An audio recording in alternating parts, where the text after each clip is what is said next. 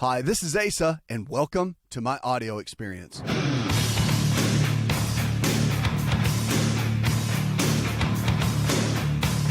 What are you struggling with? Let's talk about it. Your health and your life. So many times we get stuck in our rut. We get stuck in choices that we think, well, I'm in my 50s or in my 60s, and maybe it's a little bit too late to get started. It's never too late to get started. Our health really is our greatest wealth.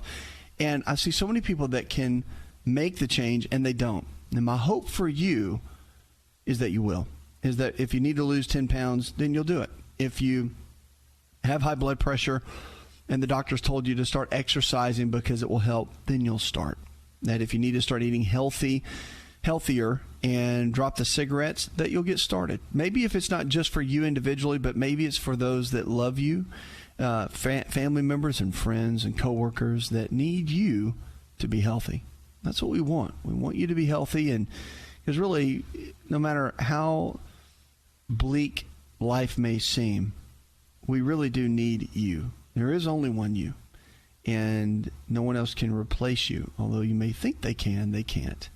And the greatest gift you could give all of us, I think, for any person is to be healthy, to make better habit choices, to eat better, to live better, to think better, and then your life can be better. That is really the bottom line. On this show, that's what we want to help you do. Make better choices, understand which direction to go, and then get going. And we'll hopefully be that kick in the pants to help make that happen. 888-283-7272. Give us a call or go to the website. Chris in Salem, Oregon says I'm 33 and in relatively good health, other than I need to lose about 15 pounds.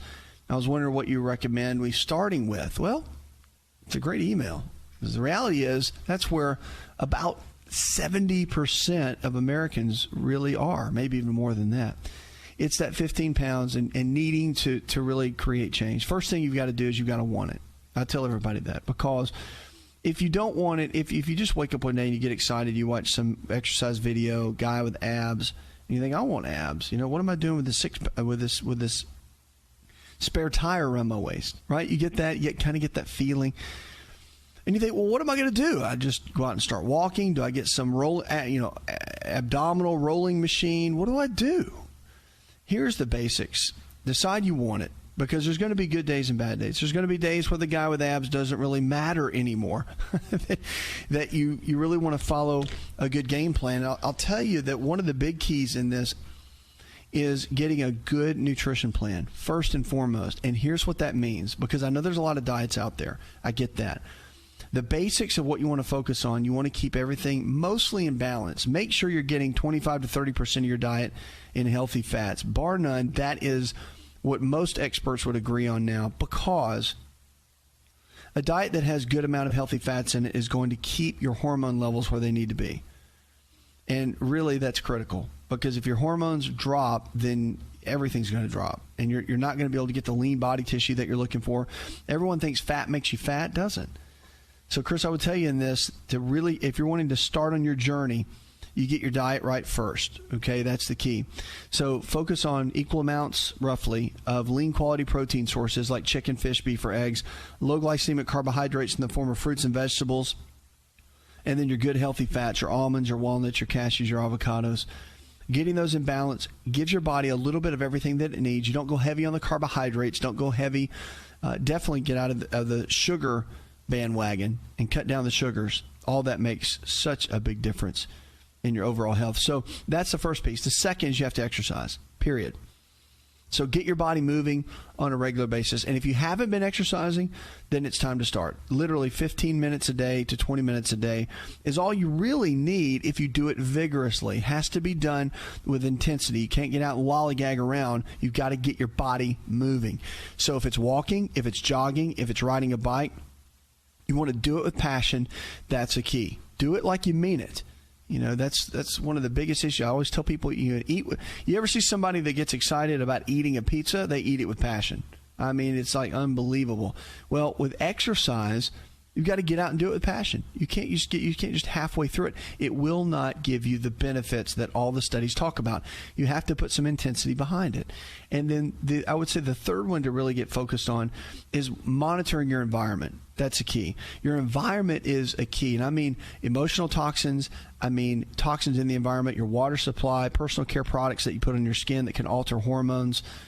I mean, there are a multitude of reasons to really be focused on more of the organic skincare products, to focus on drinking purified water and controlling what is somewhat, it's controlled in the environment, but there's limitations put on it. So we know there's certain chemicals in the water and things in the food that potentially over time could build up. The Environmental Working Group has stated that on their website with all the different known chemicals that are in the different areas, and personal care products too.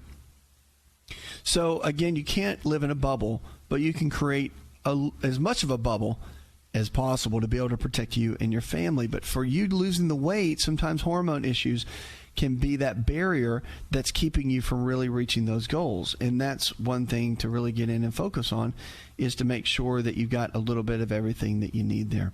So those really, I would say, are the big three that you can focus on. So getting a good nutrition plan in order, exercising 5 to 6 days a week, 15 to 20 minutes vigorously with passion.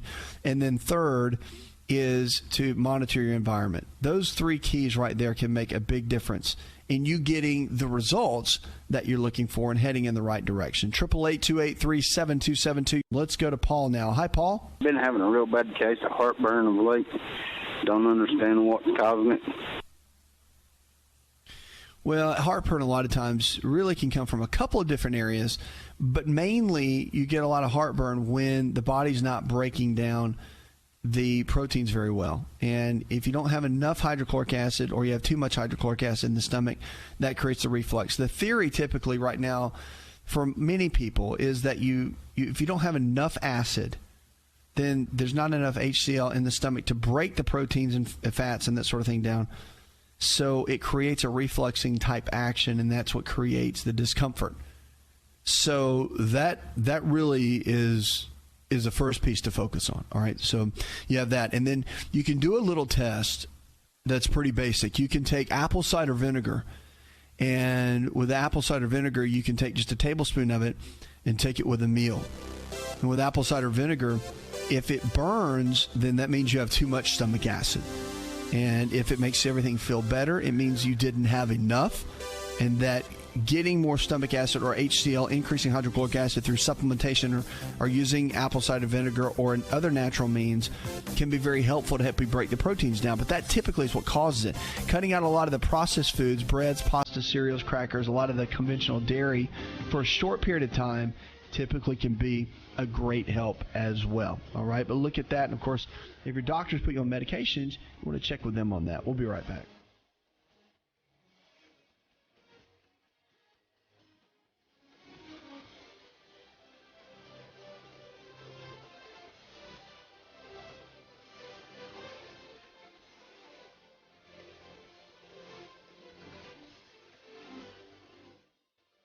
Hi, it's Asa. I'm giving you a copy of my best-selling book for free to help you in your health journey today. I'll pay for the book. All you do is just cover the small shipping and handling costs. Go to AsaRx.com and get your free book today.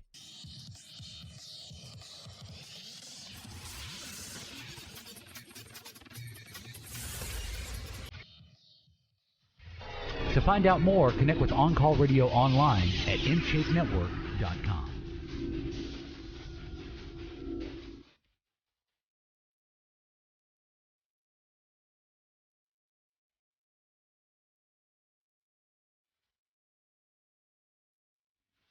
Lines are open, 888-283-7272. Welcome back to the show. If you're struggling with, we want to help. No matter what you're dealing with, remember, if the body can get sick, it can also get well. It's all about lifestyle. It's about the choices that we make every single day. Why? Because they can determine the kind of health we're going to have tomorrow. Let's go to Nancy. Hi, Nancy. And what it is like I have a sciatic flare. A little bit of discomfort from it. Could be worse, though, but I was wondering if maybe give me a few pointers or something like that on how to manage it and maybe how to prevent it. Well, with sciatica, I mean, the sciatic nerve is the largest nerve in the body, okay? And it runs through a region, through your gluteal region, okay?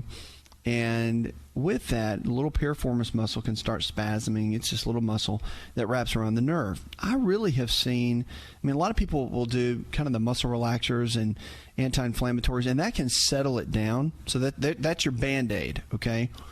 But to really get to the root cause of it, a lot of times there is a dispositioning of the pelvis, the hips.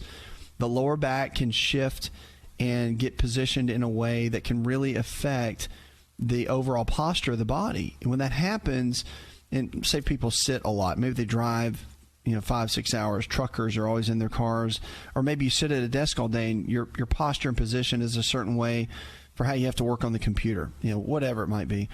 Over time, that can create issues within the spine, the lower back, and that can really create a challenge for the sciatic area. So you want to do everything you can to get that area, have the most motion, to keep the spine and the lower back healthy, the disc healthy in those areas. So what I've found is chiropractic care is really, visiting a chiropractor is great. I mean, chiropractic physicians, well trained in this area, I think probably the best. Now, osteopathic physicians work on this as well, and physical therapists do as well. But, from a non-surgical perspective, the most training for this really is with the chiropractic physician. And you can get, evaluation, get checked out. Typically, that's a great way to go. But you have to also address the inflammatory process too now. So you can use anti-inflammatories. Those are pretty much recommended, pretty much as standard of care in medicine. But there's some natural alternatives too you can look into. So, I mean, there's a great product called Amino Active, and you can check them out at aminoactive.com. But Amino Active is basically, it uses amino acids. That's where they get the name. So those are proteins. These proteins interact with certain homeopathic ingredients to create a non-toxic, extremely safe, non-addictive anti-inflammatory. And it's incredible at what it does. And it can help break down the proteins that create more of the inflammation. So it really gets to the root of the situation, more so than just dealing with the symptoms and being a Band-Aid for it. So although anti-inflammatories get rid of the inflammation, they do work, and the mechanisms of action are really, really amazing. You've got options. That works really, really fast. Then you've got a natural option you can look at too. So look at those and make the best choice for you. But don't forget that those are supplements and medications. You have to look at your overall lifestyle too. So maybe not sitting as much at work. Maybe it's standing at your desk, or you create a different desk situation. Or if it's driving, you stop every, they did a study, and if you stop every 5 minutes, stop once an hour for 5 minutes and walk around, then it negates a lot of the pressure and a lot of the negative issues from sitting all the time. So it increases blood flow. There's no undue pressure within the arteries. There's a lot of great issues. So people that sit a lot and have to deal with the potential for blood clots and all that. Well, they've done studies, and they found that taking just 5 minutes every hour can decrease, and it eliminates it like you didn't even sit for an hour. So if we can start doing that on a regular basis, it really does make a big, big difference. And with sciatic pain, you've got to look at it chemically from the inside of what's happening, and also the outside. 888-283-7272. Give us a call or go to the website. Your favorite body wash might be danger to the environment. It's true. So a lot of advertisements talk about the no more blackheads and the clear pores in a lot of these beauty products. But it's about these little things called microbeads. You might have seen them. They're little teeny tiny balls of plastic. The average consumer is likely to be a daily user of microbead containing products, and they really come on the scene very strongly. However, they're tough on the environment. So the microbeads are little microplastics to very small balls of plastic, and over the past 10 years, they've become increasingly popular among producers of personal care products and as a gentler alternative really to natural exfoliants such as walnut shells.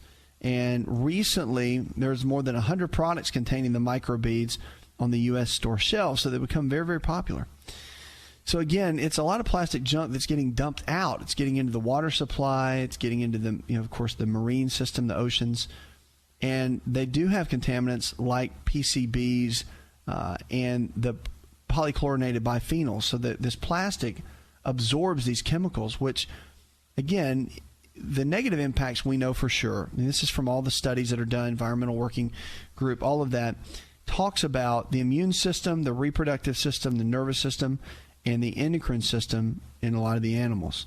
So that a lot of the tiny microbeads can be eaten by marine organisms. Of course, your plankton, your fish, seabirds, and all these, they ingest them, whether they mean to or not. And, of course, that gets into the flesh and gets into contaminating a lot of the fish. And that's where we have to get concerned, because that's what we eat. So, again, what's being done to help? There's a little bit of, I guess, of a foundational effort to come in and look at this. There's an actual campaign. So Unilever, which is a company that said they would stop using plastics of all kind in its products, and Procter & Gamble, Johnson & Johnson, Colgate, and L'Oreal have also made pledges to fade all these microbeads out of the products in 2015, which is great.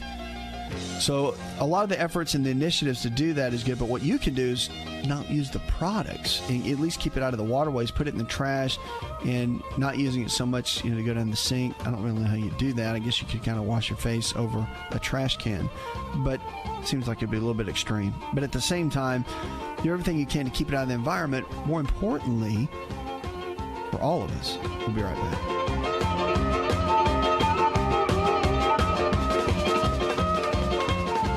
Are you ready to chow? It's time for Keto Chow. When it comes to eating healthy, the keto diet has become one of the nutrition leaders in optimizing health, losing unwanted weight, and reaching your health and wellness goals. No extravagant cooking, no long kitchen cleanup, and most importantly, especially for me, it's convenient. Just put quality Keto Chow powder in a bottle, add some heavy whipping cream or your favorite fat, a little water, and boom, shake it up and you're ready to chow. Keto Chow tastes amazing. So make Keto Chow easy for you and your family today with Keto Chow. Let's go chow. Visit Keto Chow online at ketochow.xyz. That's ketochow.xyz.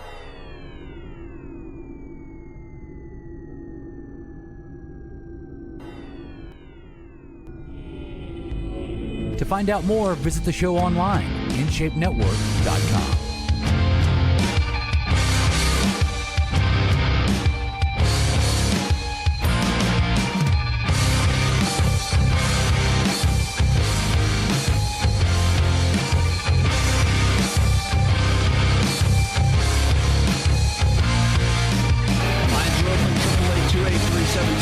Welcome back to the show. A lot of people struggle with acid reflux. They call it GERD, gastroesophageal reflux disease. And I mean, it's really, really common. We've seen it. I think I've seen it more and more now than in many years past. But there's a lot of facts that I want to talk about with acid reflux, and so much that can be done about it, even naturally, to really help and get in and make a difference. So let's get into that for just a minute. So acid reflux, of course, it occurs when stomach acid flows back upward into the esophagus. And the esophagus, of course, is the structure that connects the throat to the stomach. It's a little tube that does that. And basically, so a lot of people that have acid reflux are surprised to learn really that you have acid reflux without traditional complaint of heartburn. So you can actually have that without having any pains whatsoever. So here's some other facts that go along with it. Acid reflux affects about 60 million Americans. That's just quite a few, actually. So classically, acid reflux was thought to be a disease affecting white males over 50. But it no longer is true. Really, it affects every race, gender, and adult group. There's two types of the reflux disease. There's heartburn reflux, in which the main complaint is heartburn, and throat burn reflux, in which the main complaint is a chronic cough, frequent throat clearing, hoarseness, and a lump-like sensation in the throat. So throat burn is acid reflux without any heartburn complaints. Okay, the medical term for heartburn reflux is GERD. It's gastroesophageal reflux disease. And the medical term for throat burn reflux is LPR, or laryngopharyngeal reflux. That is a mouthful, for sure. So it can lead to more serious issues. The biggest is what's called Barrett's esophagus. And the biggest with that is, of course, it can affect anything from the stomach, the lungs, vocal cords, throat. But untreated, it changes the actual cells within the esophagus, and it goes from just normal healthy cells to cancer cells, and that can happen over a period of time, and that's why it has to be treated so readily. So you want to avoid acidic foods if you do have acid reflux, and I'll tell you some natural things too. I mean, there's quite a bit you can do, but you do want to avoid the acidic foods, the caffeine, the chocolate, the alcohol, tomatoes, onion, garlic, even the healthy foods. I mean, honey has a lot of acidic properties, and so does some of the berries themselves. They can trigger some of this, even though they tend to be more alkaline foods. They can still trigger it. So some other acidic foods to be concerned about, a lot of the grains. So the breads, the pastas, cereals, crackers. A low-acid, high-fiber diet is really what's recommended. So all three macronutrients can reduce inflammation. So you want to make sure you get good lean-quality protein sources, okay, and then low-glycemic carbohydrates, and then your fruits and vegetables, getting everything into balance. So the diagnosis typically, I mean, your doctor comes in and they'll do some basic testing, and the traditional way is to put the camera in and guide it past the throat and the esophagus. Of course, the camera goes to the back, creates the gag reflex, which is not fun at all, but you make it through it.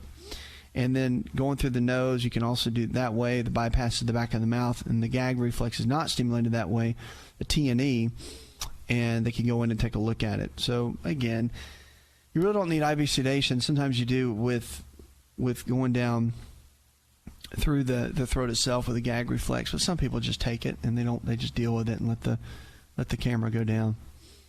It's interesting though, because so many people do struggle with it, but naturally there are some things you can do. I really have seen a lot of people get good results coming off of a lot of those foods, such as we talked about, like the grains, the dairy products. That does make a difference.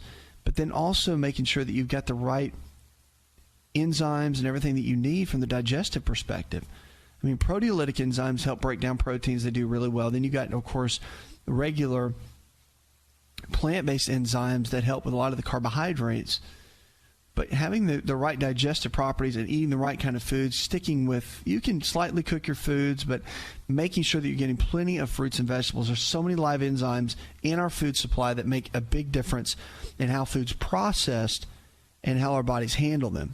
Extremely, extremely important to get the right kind of foods in, and then using whole food supplementation to help as well. If you're dealing with this level of GERD, it's important to have those and utilize them. And even if, I keep enzymes with me even when I travel. So, of course, when I'm at home, I can control a lot of my food. But when you're out, you've got restaurants, you can tell them to not cook it in this and cook it in that. And they do the best they can, but there are properties in there that could be tough for your body to break down. And so it's good to take those probiotics for sure. When you're traveling, it can make a big difference in your overall digestive system until you get back into your normal routine. But yeah, GERD is a big deal. A lot of people struggle with it. Look at apple cider vinegar too. It is very, very important. A lot of naturopaths and alternative practitioners have been recommending apple cider vinegar for reflux many, many, many, many years, and tend to get really, really good results with it. 888-283-7272. Lines are open with questions about your health. You can give us a call or go to the website. And if you're looking for a lifestyle provider, someone in your area that believes the same way we do, you can check out the website, see one of our team members, and find them along the way. Easy to find right here on our show. Let's go to Janet. Hi, Janet. I'm calling about H. pylori. I want to know the best ways I can treat it with my diet. That's a condition I have. Well, the H. pylori, there's pretty much standard of care using the medications and using antibiotics. But with H. pylori too, there's some natural remedies that have been known to be helpful.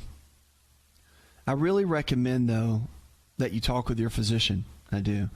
It's important because H. pylori can cause a lot of issues in the body, and if it's not treated regularly and eliminated quickly, then it can cause some challenges. So, but the old one that's given is bismuth. Now, this is kind of the old remedy. If you've ever heard of Pepto-Bismol, well, they get the word Bismol from bismuth that's actually in it. And I have seen a lot of family doctors in my world actually use bismuth salts or they use Pepto-Bismol along with the treatment plan to help kill off the H. pylori because it's so strong at working against that bacteria. So you might want to ask your physician about that. It's been used quite a bit. Some docs still don't recommend it. It just kind of falls off the radar because it's so old school. But it really does work hand in hand with a lot of the treatment therapies that they use with the antibiotic treatments. And don't forget, probiotics are really, really important as well. You got to have the good bacteria that comes back in and helps to build everything back up. That is a really important piece of it. So having that done on a regular basis can make a big difference, and you want to focus on that. And it's typical rule of thumb to get the body where it needs to be. But yeah, it takes time. But if you've got a good routine going, then it can build it up. 888-283-7272. Lines are open with questions about your health. You can give us a call or go to the website. Now, our food of the day that I like to talk about today is, of course, you know me. Food, I believe, can be our best medicine in so many ways, and it really can. I mean, whether it's an herb or a vegetable or a healthy fat, whatever it might be, can come into your body as much as the wrong kind of foods can break your body down. The right kind of foods can come in and really build it up and bring health and bring life to the body. And that's what I want to talk about. So this herb has been used for a long, long time. Matter of fact, the Cherokee Indians use this in a lot of their routines for any kind of digestive issues, dyspepsia. When people had any kind of bowel-related issues, they use this. It's golden seal. It's one of the most popular herbs. I mean, I knew nothing when I was a kid about any of this stuff. Nothing about herbs or anything. But I knew about golden seal. It's like golden seal and echinacea are the two that were just wildly popular. But golden seal's been around forever. And, of course, the Indians actually prepared it as compounds. They used it with all kinds of respiratory issues, liver, heart. It was kind of the go-to back then. So in 1798, it had medicinal virtues that really started to attract attention. There were studies done on it as much as they could do at that time. And it was used to treat a lot of skin inflammations. It was used in the eyes and with the digestive as well, just like the Indians did. It's loaded with calcium, iron, manganese, vitamin A, vitamin C, vitamin E, and the B complex. Loaded with those. And, of course, the root of it has certain rhizosomes of the golden seal, and it contains a lot of the alkaloids, which is extremely potent at supporting the body. Now, berberine is the most likely responsible golden seal effectiveness component alkaloid against bacteria, protozoa, fungi, and streptococci. So, I mean, it's got incredible properties. Even clinical trials and studies have been done to show its effectiveness in the treatment of diarrhea caused by E. coli. That's the one you get when you travel. And giardia. So, I mean, those that are just the ones that you just you just pray you don't get when you go outside of the country and certain other countries. It's protective against that. Matter of fact, a lot of doctors will recommend you take that and go ahead and get on it if you're traveling to help protect the body against it. So pretty strong stuff. And recently, they've been doing some studies on it about how it helps with eczema and ringworm, so as an ointment. So, I mean, there's so many great properties with herbs, with foods that can transform our health. And the good news is it brings life back to our body with the choices that we make. Coming up, we're going to jump in, grab more of your questions, and also some fitness tips when we come back.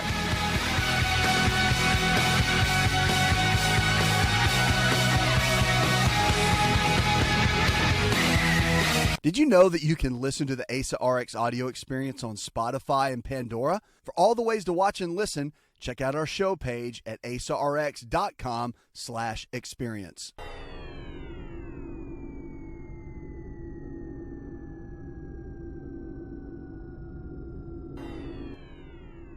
Connect with On Call Radio and watch On Call TV at InShapeNetwork.com.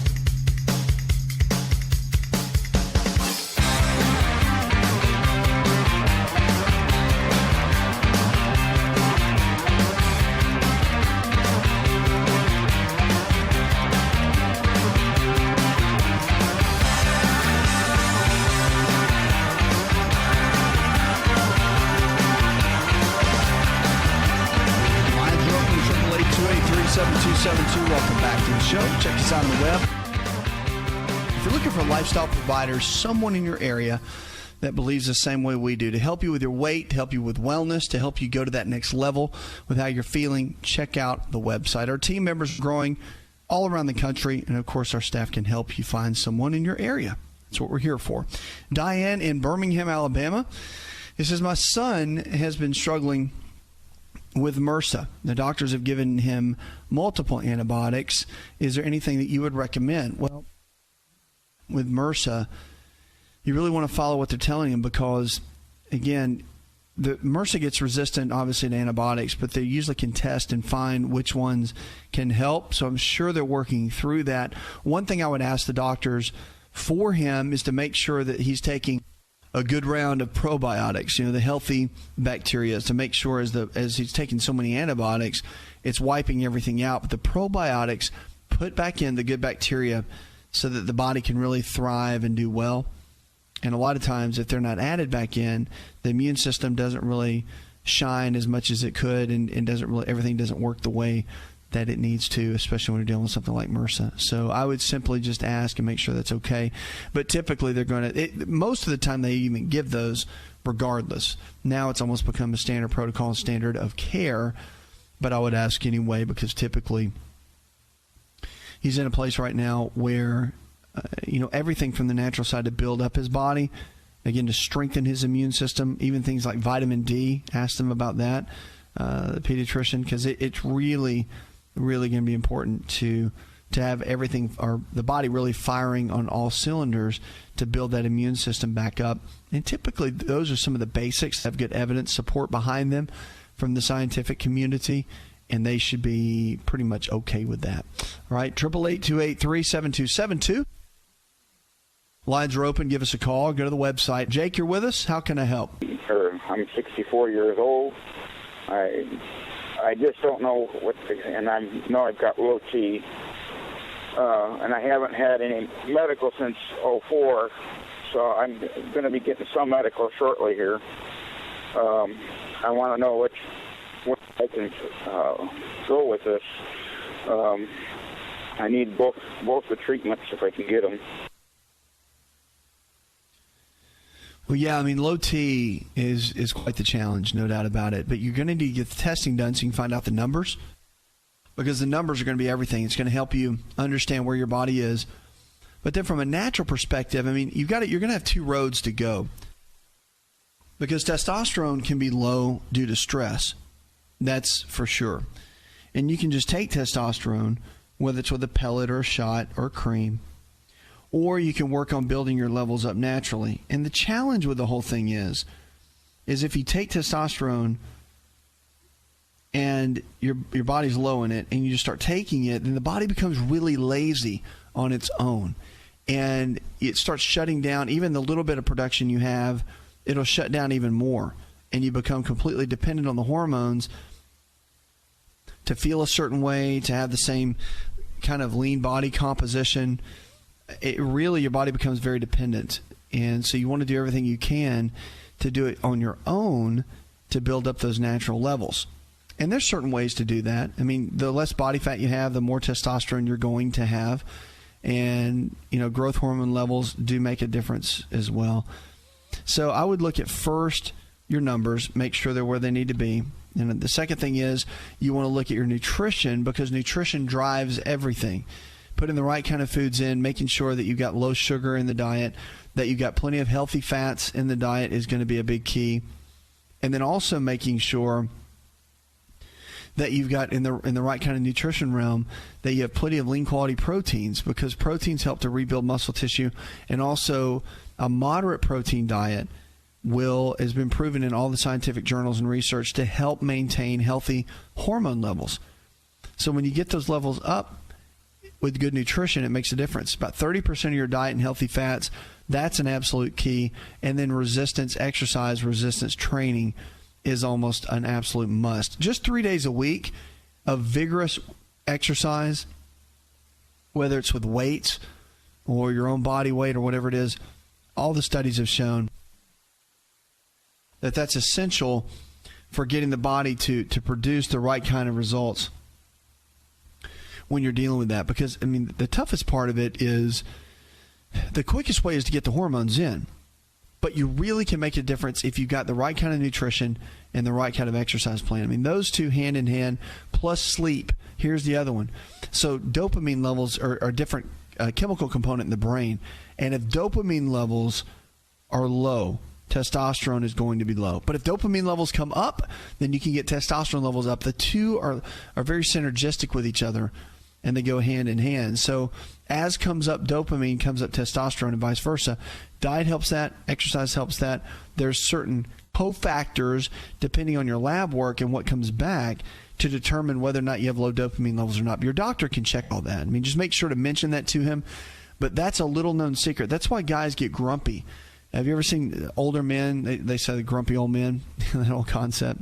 Great movie, by the way. Hilarious. But grumpy old men, when guys get older, their testosterone drops. Well, when that drops, dopamine drops, and that's our feel-good chemical. So when dopamine's low, the guys get grumpy. It's kind of the deal. So focus on lifestyle habits. You can make some of the biggest turnaround in those areas. Puts another hour in the charts. I want to thank our producer, engineer John Garrison, and the rest of the team. Go tell one person something you learned on this show. Together, we can transform the health of our friends, our families, and our communities. You're listening to the show that helps you get well, stay well, and live well, where we're diagnosing hope one person at a time. Listen to the AsaRx audio experience on Spotify and Pandora. For all the ways to watch and listen, check out our show page at asarx.com/experience. Hi, it's Asa. I'm giving you a copy of my best-selling book for free to help you in your health journey today. I'll pay for the book. All you do is just cover the small shipping and handling costs. Go to asarx.com and get your free book today. This episode is over, but check episode notes for links to products and services you've heard about on this episode. Thanks for listening and subscribing. Please share the AsaRx audio experience with others and stay in touch by giving us your comment or review. Hi, this is Asa, and welcome to my audio experience.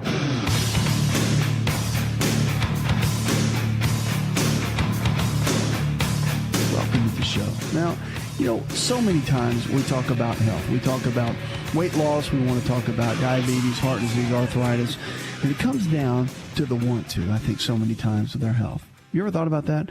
When you see someone that wants to lose the weight, or they say they do, or you see someone that is dealing with high blood pressure, high cholesterol, or maybe depression, anxiety, and they get a little bit comfortable, I think, dealing with their health challenge. Some people enjoy the label, and they really don't have a desire to want to get well. I get asked all the time, television interviews, they say, what is the toughest health challenge you've ever faced? Or in clinical practice, when you were, seeing patients and you were working with them on a regular basis, what was the toughest thing that you saw? And I think that it comes down to the person that really doesn't desire to get well. They have the ability to, but somewhere in the inside of them, they just don't have the want to. And I've had people tell me that. I've had people look me in the eye and tell me that I just really don't want to get well, that I'm not willing to do whatever it takes, no matter how hard it might be, to get well. And see, that's the key. It's about stepping up and knowing that you were made for more, and that there's hope to get your health back, that you don't have to be stuck where you are. So whatever you've been diagnosed with, I want you to realize something, that to get the desire to want to get well, to put that on the inside of you, to be able to step out and go to the next level in your health and your life, it matters. And no one else is going to do that for you. You have to step up and say, you know what, I'm worth it. My health is valuable. My life is valuable. My kids need me to be healthy. My grandkids need me to be healthy. And for me to go to the next level in my health and my life, I need to step up. For me, it's not selfish. It's actually selfless, because you're taking care of one of the greatest gifts that were ever given to you, and that's your health. It's time to step up and do that. Have the desire. Have the want to. You get the want to, everything else will fall into place. 888-283-7272. Lines are open. Let's go now to Nick. Hi, Nick. Welcome to the show, man. Thanks for taking my call. Sure. What's up? I have a question about prostate health. Okay. My father has, he's been a doctor numerous times, and they've just said that he's got a enlarged prostate, low flow, goes to the bathroom often. Well, I pretty much have the same problem. I'm 32. I pretty much see the writing on the wall. I'd heard that it could be hereditary. but, I probably go to the bathroom once, twice a night, wake up, and also have low flow as well. Just trying to figure out what kind of supplements are good. I just started taking some organic saw palmetto extract and some pumpkin seed oil extract as well, but just started and really wanted to see if there was anything else that is good for that. So you're 32, right? Mm-hmm. And you say the writing is on the wall. Now, yeah, it's have you been same thing as my father pretty much has. Yeah, but you're 32. So have you gone to your doctor and they've done a PSA blood test on you? No. I mean, I haven't. I've had physicals in the past, and I'm not sure if they run PSAs or not during those. They usually don't. Well, it depends. Right now, it kind of teeters. 35 to 40 is when they really start running them on us guys. But I would have them, for your own peace of mind, I'd have them run a PSA test, but I'd also have them run some other blood tests. So, I mean, there's several factors that you can use. There's several things you can use from a natural perspective. Zinc is really good, pumpkin seed oil, all of those. I mean, phenomenal. But the first thing I would do is not just say, okay, well, it's definitely happening to me. I would get that looked at, and let the numbers speak for themselves. You know what I mean? It's easy to see that, but it's also another thing to see it in the numbers, to have a physical exam. They'll be like, your prostate's fine, because it could be several things causing you to get up during the night. I mean, that could be potassium levels, sodium levels can be off. There can be electrolyte imbalance. There's a host of things. And the reason I'm saying that is because I've seen so many times where, mothers and get something like breast cancer and the daughters feel something and think, oh, I must be having what my mom had. And guys too. So I'm not knocking your thought. Your thought is right. It would make me and make anybody think that way. I'm just giving you some things to think about and go get the exam, because they're not going to check that typically on you. You're too young. That's just not in our standard protocol. And so you go in and they can check it, and it would be a good thing to have done. Okay. And then that'll give you a good peace of mind. But from the natural side, if you want to keep your prostate healthy and you want to stay ahead of the game, avocado every single day. It's 30 grams of fat in an avocado. It's all good fat and just phenomenal for your overall health. The saw palmetto, like you're doing, is great. Nettle root is really good. Remember, it's all about blocking that DHT and getting that down and keeping your good and healthy testosterone levels up. And that's why the testosterone test will be a real benefit to you. Oh, and also check DHEA. DHEA, it's a simple blood test they can run. It'll give you some good values as well. But don't let it bother you. Don't let anything bother you until you get the test and you see the results and see exactly what's going on, okay? Keep me posted, though. 888-283-7272. That's 888-283-7272. Lines are open. Our preferred wellness providers are healthcare providers in your area that believe the same way we do. They carry out the nutrition and lifestyle care that we talk about here on the show. Got a great team that we're building all around the country. Birmingham, Alabama, and Nashville, Tennessee. We've got all kinds in also down Waco, Texas, all the way over there, up in Oregon. You got down in Tulsa, Oklahoma, and up in Michigan. So we're everywhere. New York, it's unbelievable, growing like crazy. So exciting. So our team members are available during the day to help you out if you need that help. Lines are open. You can give me a call right now. But first, we're going to go to John. Hi, John. Oh, we lost John. Oh, he just fell off. The phone's dropped on him. All right, we're going to go to the scripture for the day then. We'll close this segment out. It comes from 1 Chronicles, chapter 16, verse 11 and 12. It says, look to the Lord and his strength. Seek his face always. Remember the wonders he has done, his miracles, and the judgments he pronounced. Powerful. So where does your strength come from? That's the real key. Does it come from, just eating healthy? Does it come from supplements? Does it come from your exercise routine? Where does your real strength come from? That's what you ought to ask yourself. The great physician has got the prescription that pretty much everybody needs. 80% of the health challenges we face today, diet and lifestyle related. It's true. The stuff you put in your body becomes your body. So what kind of stuff are you putting in? You putting the good stuff in? Food's either going to bring health to your body or it's going to take health out of your body. And guess what? You get to make that choice every single day. So are you making good choices or are you making not so good choices? Well, I hope you are. That's what we're here for. Here to take you from where you are to where you need to be. So make sure to give me a call right now, 888-283-7272. We'll talk about it or go online. Hi, it's Asa. I'm giving you a copy of my best-selling book for free to help you in your health journey today. I'll pay for the book. All you do is just cover the small shipping and handling costs. Go to AsaRx.com and get your free book today.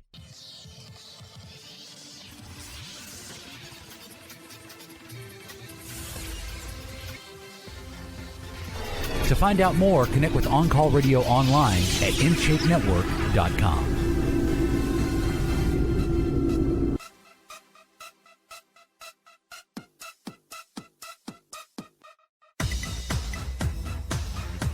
You like eating almonds?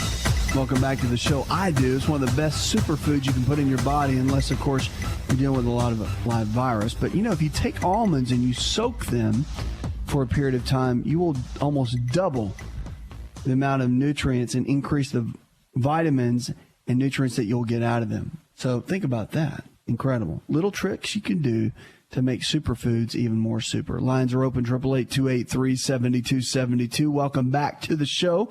You can also send me an email. We're going to go to John now. Hi, John. Hello. Welcome to the show. What's up? How can I help? How you doing? Oh, well. Great. I've got a problem with my stomach. I get a sensitive stomach. Every time I'm worried about something or if I'm anxious, I just feel it in my stomach. And I think it's increased the acid in my stomach or whatever. I mean, I just, if you have any remedies. Well, has it been going on for a long time, or is this new? For a long time. It's been like for almost 24 years. 24 years? Wow. Yes. And I don't have a good sleep either. Mild depression. But can't go to sleep or can't stay asleep? I can go to sleep. I can stand asleep. I take some medicine to help me go to sleep. It's amitriptyline. Mm-hmm. And but yes. How long have you been taking that? That's since 1997. Yeah, so a lot of anxiety. Yes, exactly, and it's affect my stomach big time. I mean. Yeah, it will. Oh, for sure. Yeah. So, have you tried any natural remedies to go to sleep? No, I'm just taking the amitriptyline. Okay. Well, there's a lot. I mean, with what you have, which is actually pretty common, you actually see it quite a bit, especially, I don't know. I've seen it personally more in the last 5 years. It's probably been around. It's just seems to be more prevalent. People dealing with anxiety always have that brain-gut connection. So whenever you're stressed out, you've got a lot of anxiety, you've got a little subconscious anxiety, it's going to show itself in your digestive tract. It just will. And so as the brain goes, so the gut goes. Now, anxiety is a big trigger of GABA. All right, GABA is a neurotransmitter. It's a brain chemical. And it's the one that's kind of responsible for us chilling out. And if you don't have enough GABA, which means it gets kind of low, then it's going to cause anxiety to be high. So the best way to do that, there's certain foods you want to really avoid to keep your GABA levels at a good playing level. And believe it or not, a lot of them are health foods. And you're thinking, well, this stuff's supposed to be healthy for me. But it's really not, especially if you're dealing with anxiety, which can cause a lot of the stomach issues that you're thinking about. So here's kind of the key. Almonds, walnuts, hazelnuts, peanuts, of course, salmon, spinach, wheat, barley, rice, all of those. Okay, so, that seems like a lot. And you're thinking, well, those are health foods, right? Well, they are at some level. But if they affect your GABA levels in a negative way, you just want to avoid them. And that's just from some of the research that's out there. There's certain supplements that help with GABA too. L-theanine and L-taurine together can work very well. Passion flower is also a really good piece that's used. Valerian root has been used for a long time. But just the more I've talked to some pharmacist friends of mine and just some of the research I've seen on it, it's got a long half-life. And what that means is that it sticks around in your bloodstream for a long time. And what can happen is it can make you just feel a little bit sluggish the next day. It can impair some of your coordination skills and all. I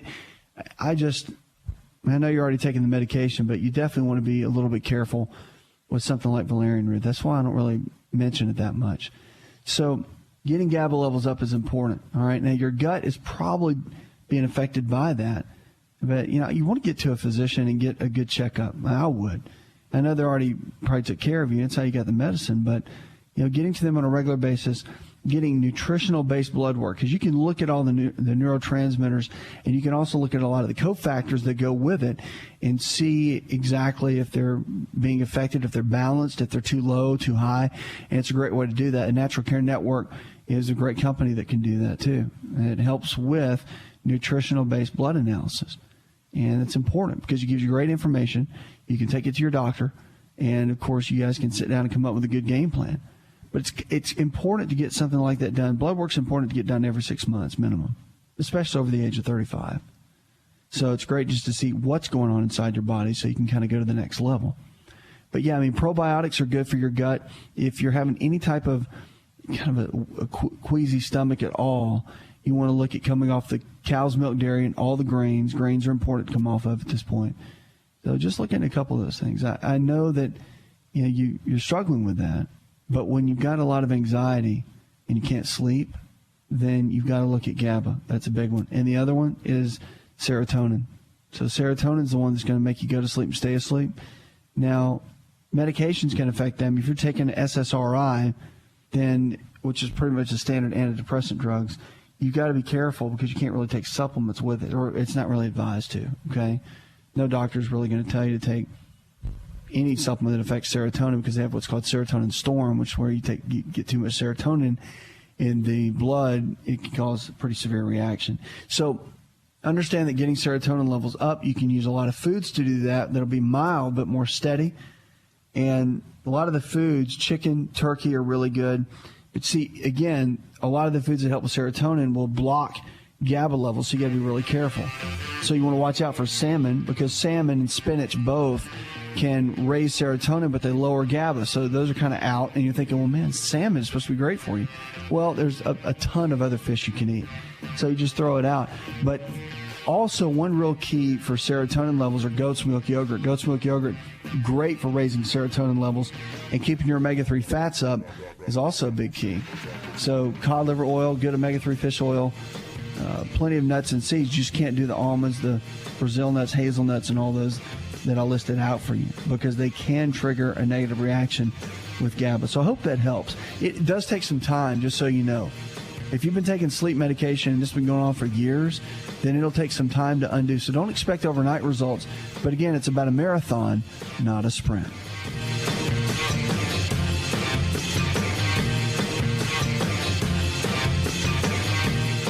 Are you ready to chow? It's time for Keto Chow. When it comes to eating healthy, the keto diet has become one of the nutrition leaders in optimizing health, losing unwanted weight, and reaching your health and wellness goals. No extravagant cooking, no long kitchen cleanup, and most importantly, especially for me, it's convenient. Just put quality Keto Chow powder in a bottle, add some heavy whipping cream or your favorite fat, a little water, and boom, shake it up and you're ready to chow. Keto Chow tastes amazing. So make Keto Chow easy for you and your family today with Keto Chow. Let's go chow. Visit Keto Chow online at ketochow.xyz. That's ketochow.xyz.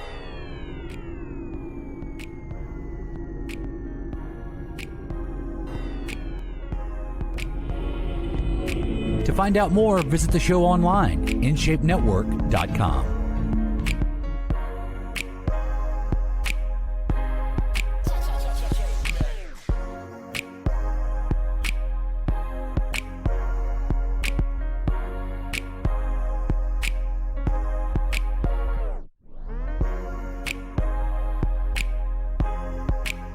Whatever you're struggling with, we've got one we're going to kick off with right now. We've got Stan down in Florida writes us about deciding whether or not to use a personal trainer.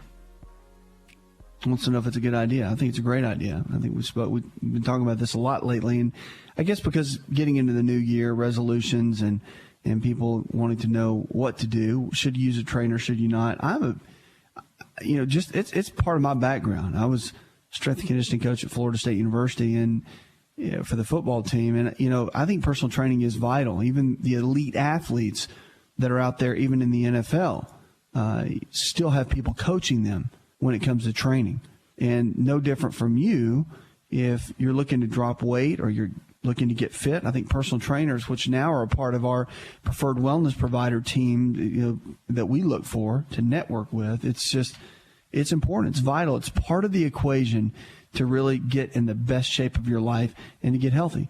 Because as much as we work on the inside, you've got to work on the outside too, and keeping the body healthy. You're working on the heart, you're working on the lungs, you're working on getting the body fat down, strengthening the muscles, and getting your overall vitality up.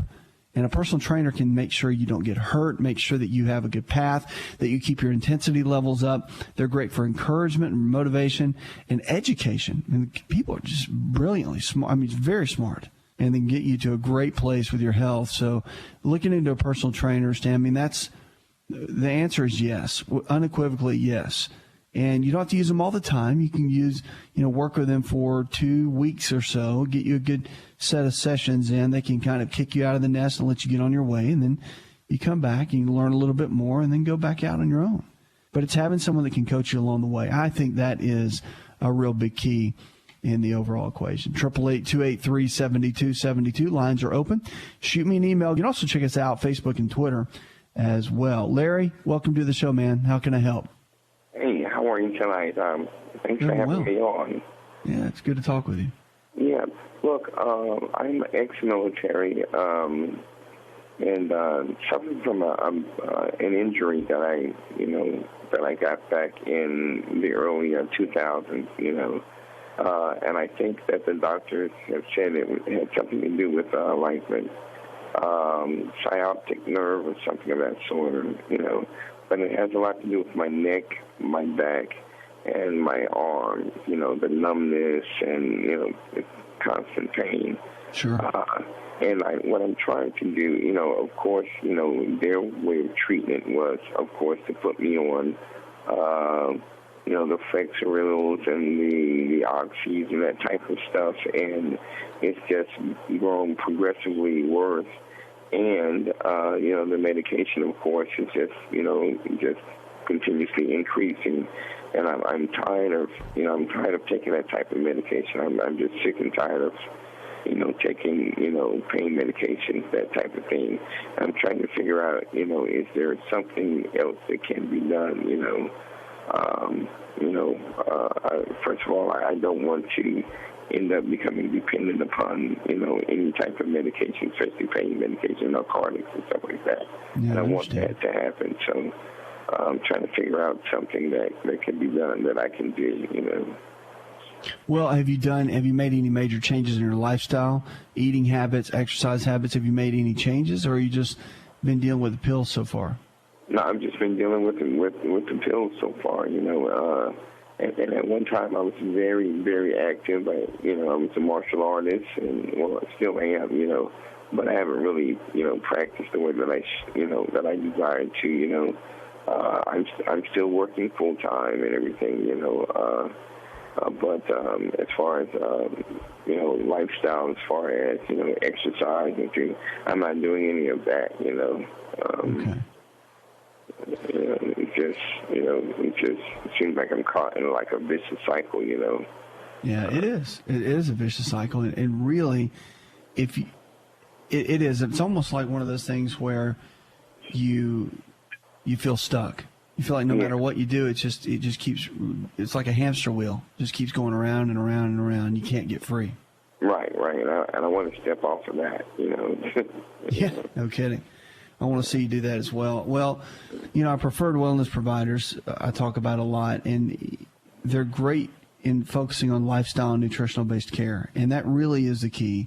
A chiropractic physician, I think, in your position would be a great tool, or an osteopathic physician, and we have those in the networks and whatnot. But I really want to encourage you to look at the structural side, making, the bones, muscles, nerves are where your biggest challenges are. But it's got to be getting the nutritional aspect down. You're going to make sure that you get some good nutritional blood work done so you can find out exactly the root of what's going on and then come up with a good game plan. I mean, from a lifestyle perspective, I know the medications are something you're kind of focused on. You're like, I want to get off the pain meds, and I want to see that for you too.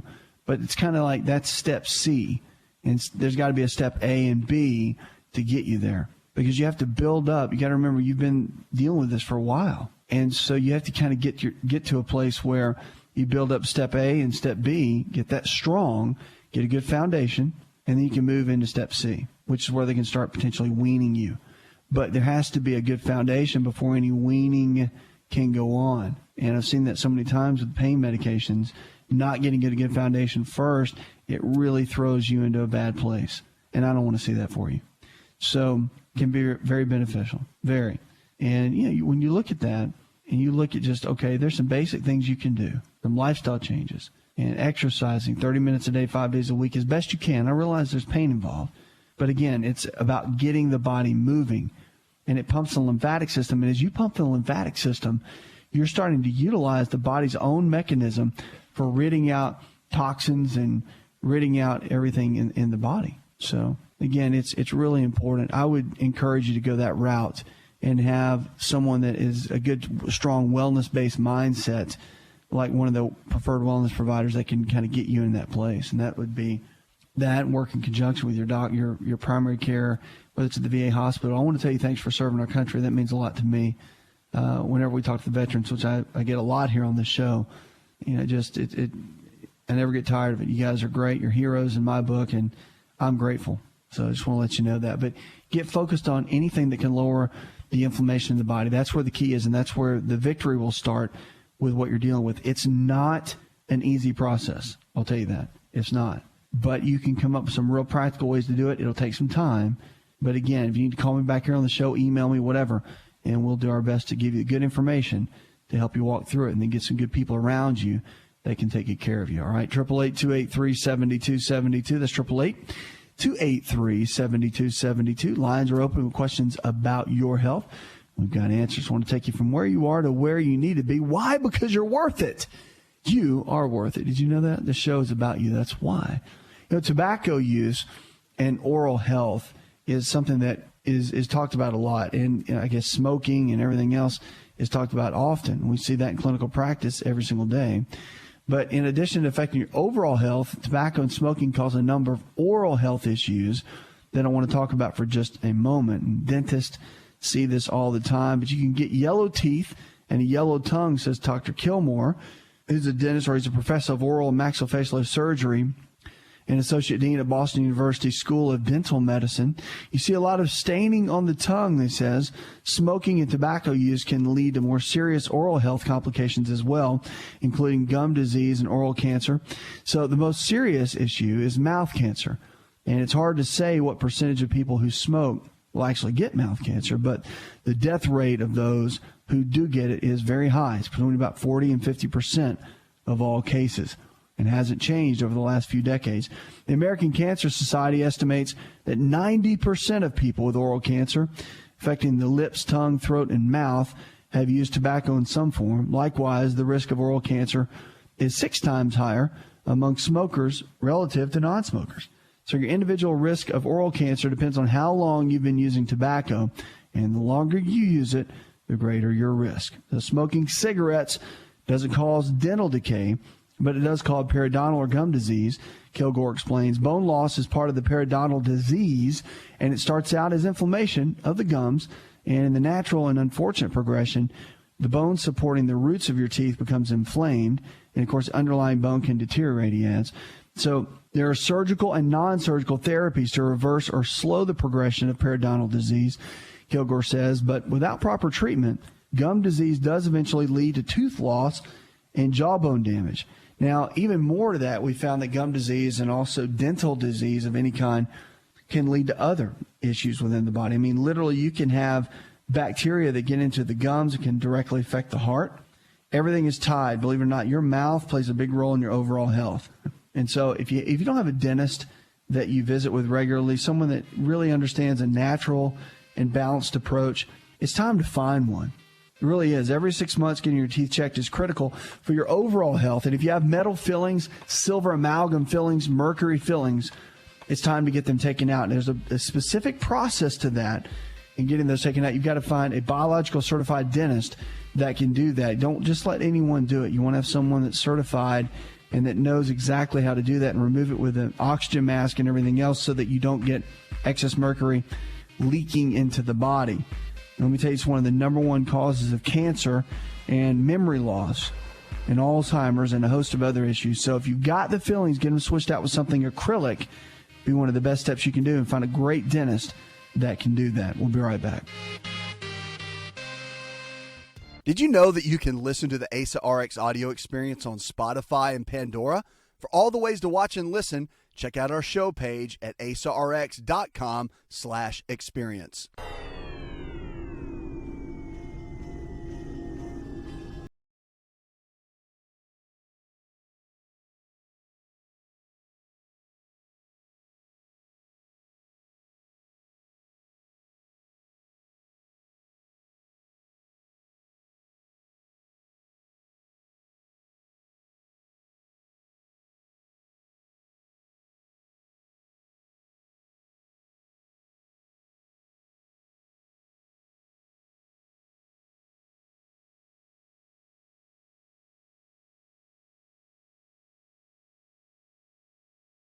And ailments and little nagging things that you can see. It's incredible. So the natural apple cider vinegar is a wonderful natural cure for so many things. Here's some things it can do. Let me just list them out for you. So it can reduce sinus infections and sore throats. It can help with cholesterol issues. It can help with skin conditions such as acne. That's a big one because remember, skin conditions come from the inside out, not outside in. It can protect against food poisoning, fights allergies. It can help muscle fatigue after exercise, strengthen the immune system, increase stamina, increase metabolism, which can promote weight loss. It improves digestion and can cure constipation, alleviate symptoms of arthritis and gout, and prevents bladder stones and urinary tract infections. So for weight loss, it's really not known why, but many people claim that apple cider vinegar promotes weight loss. Some theories suggest that it helps speed up the metabolism, while others suggest that it burns calories. A number of nutritionists also believe that combining vitamin B6 and lecithin with apple cider vinegar is highly effective for weight loss. Studied or suggested remedy is to mix 2 teaspoons of apple cider vinegar mixed with a glass of water and drink before every meal, or sip it slowly throughout the day. It's also going to help increase your hydrochloric acid, which is going to help break down extra proteins. Now, if you suffer with halitosis, which is bad breath, well, apple cider vinegar is known as a wonderful remedy to be able to help with bad breath. And a half tablespoon mixed with water, you gargle the mixture for about 10 seconds until the cup is empty. And they say that it will get rid of the bad breath. What it does, it goes in and it breaks down a lot of the bacteria that tends to be in there. Also, great for the digestive tract, too, when you take it right before your meals. Body odor is really good for it as well. It can help neutralize your body odor since it helps adjust the skin's pH level, which can help eliminate odor-causing bacteria. So for armpit odor, simply wipe them once in the morning with undiluted apple cider vinegar in a cotton ball. For foot odor, fill a pan with warm water, add a 1/3 cup of apple cider vinegar, and let your feet soak in the mixture for about 15 minutes twice a day. Interesting. So stinky feet, go with apple cider vinegar. Wipe your armpits out with the apple cider vinegar. Get rid of the body odor. Just drink the stuff and be done with it. 888-283-7272. Let's go to Vilas. Welcome to the show. Well, thank you. I'm new. I just bought your book. Oh, well, great. Welcome to the show. However, yesterday I had 2 incidents that I don't know what to think of. Uh-oh. Behind my left ear and down just a little bit, 8 hours apart, I had an incident with extreme pressure in that area, and it felt to me like there was blood clotting up there. That's just what it felt like. I don't know what it was. I had a severe headache, almost passed out, and then it went away. Has that ever happened before? No, it happened 2 times yesterday. The only time in my life that I know of. Anything happened recently? Any kind of injury you've had? Yes, I've had skin knocked off my leg, being treated. Okay. And have you had any, what is your age? An injury in my arm. Okay, injury in your arm. What is your age, sir? I pulled a tendon loose from my elbow. Okay. What I'm is your wearing age? a sling now. Know your age. I'm only 91 years old, and they insist I tell you that. So you're still a spring chicken, so we got a lot of time to work on this thing. So the key is, if you've been dealing with something like that, my daughter wants me to let you know I have 2 stents behind my heart from about 2.5 years ago. That's all right. And a heartache. Okay. Well, the stents play a big role, but it really comes down to when you got kind of a shooting pain like that on the side behind the ear, it could be a couple things. It could be artery related, especially with your age. There could be some plaquing buildup in there. That's a possibility.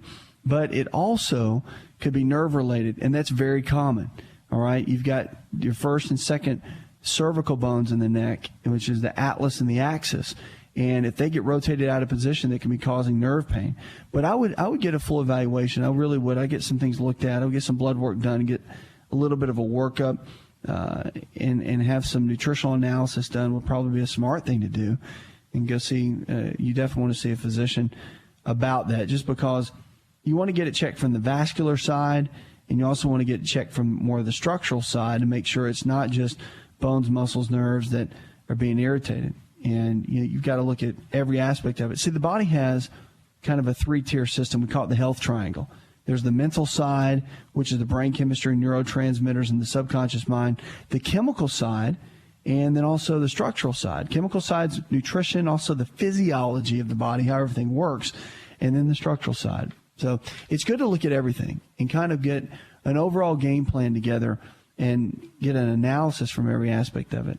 So that's really the key. So if it came out of nowhere and it just kind of caught you off guard, then that's what I would do. I'd get kind of an evaluation done and then go from there. That's one thing you don't want to just let go.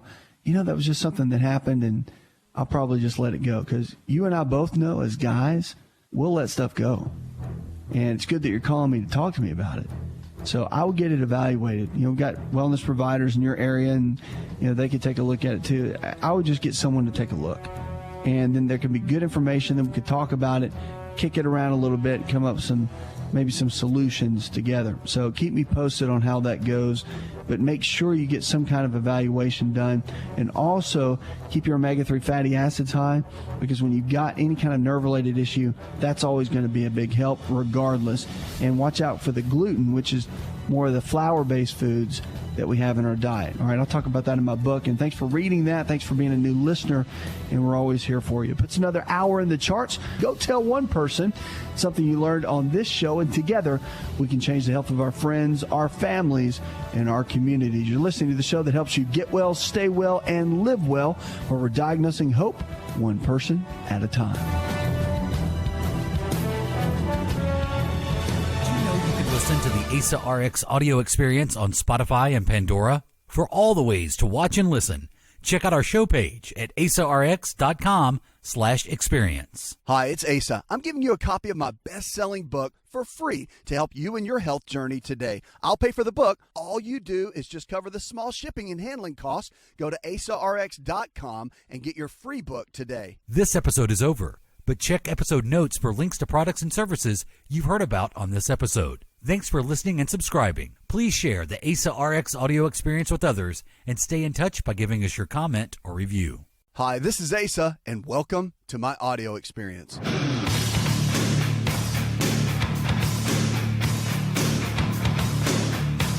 It's a new prescription for a new you, America. Let's kick it off with James. Hi, James. Welcome to the show. Good to talk with you, man. What's up? I've been having a problem. I went to my doctor. My privates have, about a month ago, they swelled up and they were real tender. And I went to the doctor. She gave me these pills to take because she said it came from semen back up because I hadn't had sex for a year. Okay. And I'm 58, and right. My wife had some female problems, and so I'm very dedicated to her. So I went to the doctor, and she gave me these pills to take. I think it was, if I'm not mistaken, it was 14 days. It was one every 12 hours I had to take. I've been off them for about a week and about 2 weeks now. And every once in a while, I still have that feeling. Do I need to talk to her again? Or I do have an enlarged prostate. I was told that when I was 10. And I've been, going to the bathroom, but not emptying out all the way. Do you think I have a prostate problem?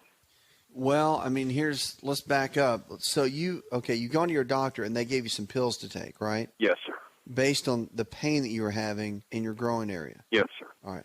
So, okay, I'm just going to go ahead and kind of, because I've got to ask you a couple of questions. Now, she said it was because your semen was backing up because you weren't having sex, right? Right. she said that. So the testicles, were they swollen? Were they hurting? What was going on? They were real sore, but not all the time. More or less like in the evening, and like I couldn't hardly touch them. And I like to check myself because my stepfather died of cancer, and sure, I know you're supposed to check them and see if there's any knots. But at times I would touch them, they would just hurt so bad. But were they swollen or were they just sore? Just real sore.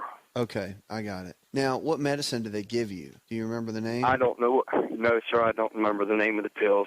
I know I had to take one. I had to take 2 every day, but you couldn't take more than 2 in a day. Right. I know. And you had to take them at least 12 hours apart. Right. Now, have they told you that you have prostate issues now? Have they evaluated that? Like, if they did blood test and the digital rectal exam? No, the last blood test they did, I was at a 3.4, but our hospital back home in North Carolina had a free exam. I went and had that done, and that doctor said I was back to a 3. Is that possible? Yeah, I mean, can it go from 3.4 down to 3? Yes.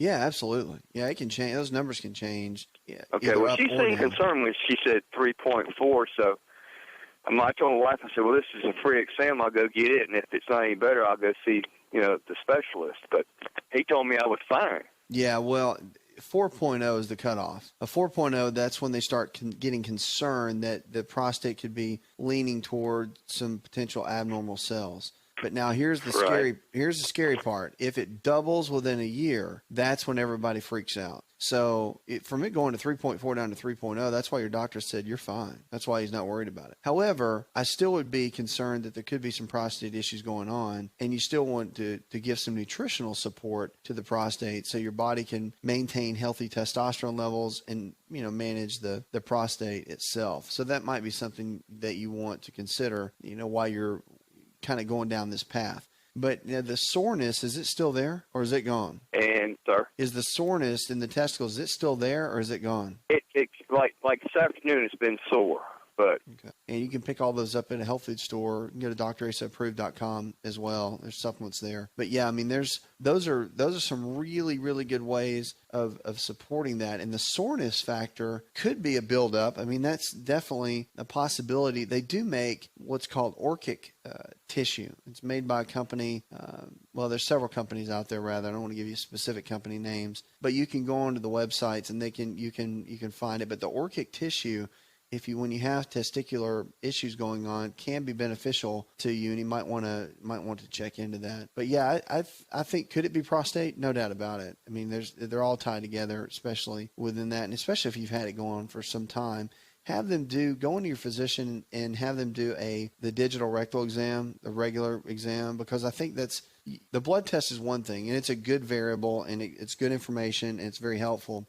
But it's really, really important to have a physician go in there and manually examine the prostate, feeling if it's smooth or if it's swollen or spongy or have nodules on it. I mean, there's a whole gamut of things it could be. And having them evaluate that it's just smart. It's good to do. And you want to do that every year. At your age, once you're over the age of 40, you want to get it evaluated every year and make sure there's no blood in your rectum and that whole 9 yards, because screening for cancer, the big C word, and staying ahead of the game for that, it's critical, so critical. And for guys, it's kind of like women, their biggest concern is breast cancer. Well, really for guys, ours is our prostate. It's kind of like the other one we need to really watch out for. But yeah, check into that and see. Nettle root, though, and the saw palmetto, pumpkin seed oil, zinc, all of those kind of cofactors and herbals, and they are really good for overall prostate support, and I really encourage you to look into that, as you go through this process, because it's just important. Keeping that prostate healthy as we age is vital. All right, thanks for the call. 888-283-7272. Let's go now to Janie. Hi, Janie. Hi, how are you? I'm living well, darling. What's up? Well, I'm having a problem with I'm saying they're boils. They're in a very uncomfortable spot on my body, and I've probably had some off and on through my life, but these keep, like, one clears up, then I get 2 more, and then those clear up. This has been going on probably for about a month. Mm-hmm. And I've been one of those that maybe did a little research on the internet too. I've not been to a doctor. I don't know. I didn't know if there was something I could be doing. Well, I mean, the boils, when you say they're uncomfortable, where are they? In the groin area? Are they on my bottom. On your butt? All right. My backside, yeah. On the backside, yeah. A lot of times the boils can come up due to some bacteria that get on the outside of the skin, also internally. So, two things you might want to consider. I would go to a dermatologist just to make sure that they can check it out so they can look at it. Again, skin conditions, you always want to have it looked at. And really work on the bacterial flora inside your gut.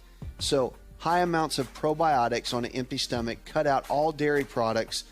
That's cheese, milk, and yogurt. And also cut out all grains for about 8 weeks. That means bread, pasta, cereal, crackers.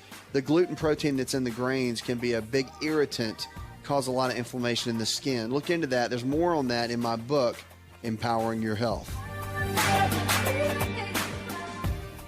Hi, it's Asa. I'm giving you a copy of my best-selling book for free to help you in your health journey today. I'll pay for the book. All you do is just cover the small shipping and handling costs. Go to AsaRx.com and get your free book today.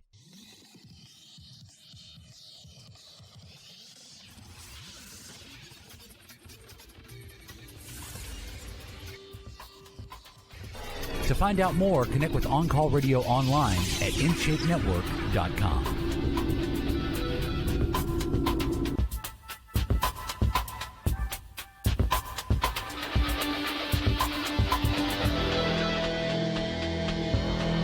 You're listening to the best in Healthy Talk Radio. Check us out. Follow us on Twitter. Friend us on Facebook as well. If you're not in the social media world, you need to get into it. Jump in. We got all the behind the scenes of what's going on with the show. Great tips and facts that we send each and every day. And, of course, we'll take your questions on Twitter and Facebook, and we'll apply them right here at the show. Or you can email me. We'll be glad to make it part of the show or answer it in private, of course. We're going to go now to Samantha. Hi, Samantha. Welcome to the show. Hello. How you doing? I'm living well. What's up? Okay. I constantly having acid reflux. No matter what I take or no matter what I do, whatever I eat, I constantly have it. All right, so no matter what you eat, you always have acid reflux? Yes. What has your doctor said? Did he put you on medicine? I haven't went to a doctor. Haven't gone I've been taking Prilosec. And has it been working for you? No. Okay, not working. My chest and my stomach is constantly bothering me. Okay. Well, let me tell you this. First things first, I'm going to share with you some natural things that can be very helpful, okay? But I do think you need to go see your primary care physician for at least one visit. Okay. I think it would be smart. And just go and sit down, have a little chat with them, let them know what's going on, let them know the route that you've gone, and you can even let them know the things we talk about, and say, I want to try this, and then that way they can advise you, and he's probably going to say, yeah, no problem, try that, and if you need me, I'll be here. But at least you can get them to hear everything you've been going, they can document it, and it can go in your chart. I think that's a smart thing to do. If it was me, that's what I would do, okay? So let's talk about acid reflux, talk about what it is and what causes it, because a lot of people really struggle with it. I mean, you're not the only one for sure, but I know you feel like you are because it's just driving you crazy. But the Prilosec supposedly would work. However, it's an antacid, basically is how it works. So it's supposed to reduce acid. Well, here's the challenge, and this is why it doesn't work, is because what we actually have found is that most people don't have enough hydrochloric acid in the stomach due to stress levels, due to so many different factors, but they don't have enough of the acid in the stomach. And so you take something like a Prilosec or a proton pump inhibitor, and it cuts down on the acid even more. So now you eat a meal, say you have a steak and some vegetables. Well, we need the hydrochloric acid to go in and break down all our proteins. But if you already don't have enough, then you take a Prilosec, then it's going to make things worse. And that's why you're taking it and you don't feel any better. So what needs to happen is actually need to do something to stimulate, to drive up that hydrochloric acid within the stomach. And by drumming up and raising the bar on that hydrochloric acid, that's what's going to help more than anything. And one of the best ways to do that, you can use apple cider vinegar. A little test, I'll tell you a little home test with apple cider vinegar is this. With a meal, go ahead and eat your meal and take a tablespoon of apple cider vinegar. If burning in your stomach goes away, then it means you did not have enough acid in your stomach. If you take the apple cider vinegar with your meal and it burns even worse, then you're one of the few that actually did have too much acid. But I don't think it's going to be the case with you at all. So a couple of things to look into as you're looking at this. But it's interesting for sure. and it's something that many people struggle with, so don't feel like you're the only one. But yeah, the apple cider vinegar works. Now, there are some supplements that you can look at your health food store, and certain supplements that work very well would be, number one, betaine hydrochloride. Betaine hydrochloride has been used for a long time. Some manufacturers just mark it as HCl, or hydrochloric acid, but that and glutamine and aloe, all three work together when you're dealing with acid reflux to help balance out the gut and the flora. And then don't forget probiotics, because probiotics put the good bacteria back in the digestive tract and make such a big difference in your overall digestion. Cut out the gluten, which comes in most forms of the grains, like bread, pasta, cereal, crackers, and then also look at cutting out cow's milk, dairy for a period of time. And then notice and see how your body responds.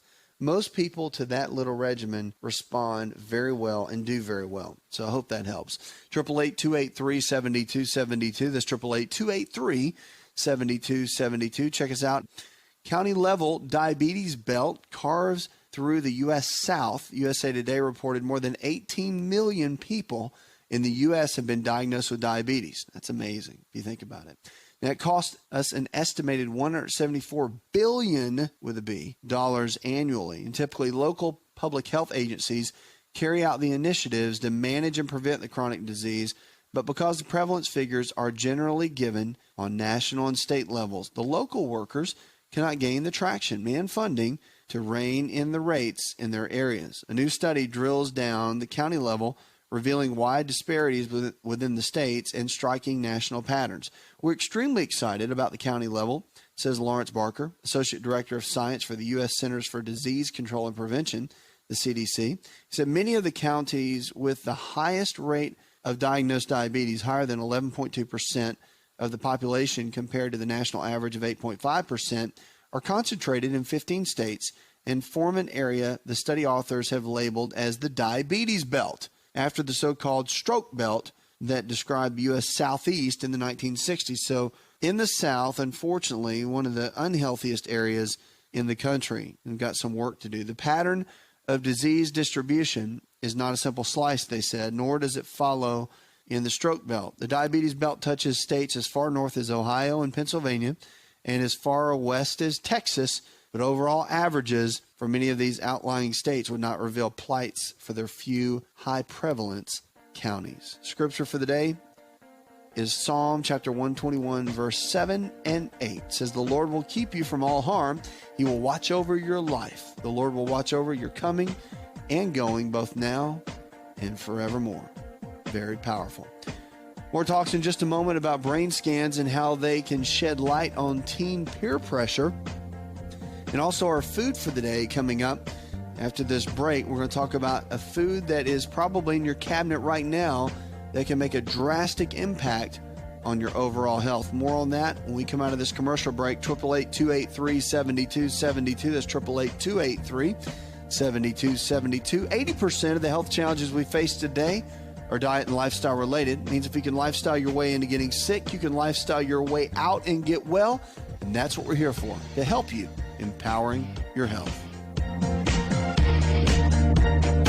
Are you ready to chow? It's time for Keto Chow. When it comes to eating healthy, the keto diet has become one of the nutrition leaders in optimizing health, losing unwanted weight, and reaching your health and wellness goals. No extravagant cooking, no long kitchen cleanup, and most importantly, especially for me, it's convenient. Just put quality Keto Chow powder in a bottle, add some heavy whipping cream or your favorite fat, a little water, and boom, shake it up and you're ready to chow. Keto Chow tastes amazing. So make Keto Chow easy for you and your family today with Keto Chow. Let's go chow. Visit Keto Chow online at ketochow.xyz. That's ketochow.xyz.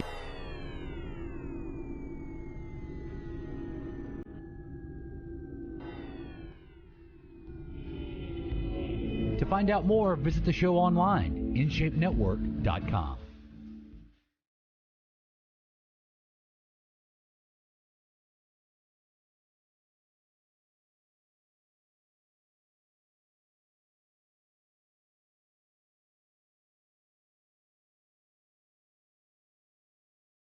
Quote for the day comes from Pema Chodron. It says, it's also helpful to realize that this very body that we have, that's sitting right here, right now, with its aches and with its pleasures, is exactly what we need to be fully human, fully awake, and fully alive. It's very true. Powerful quote.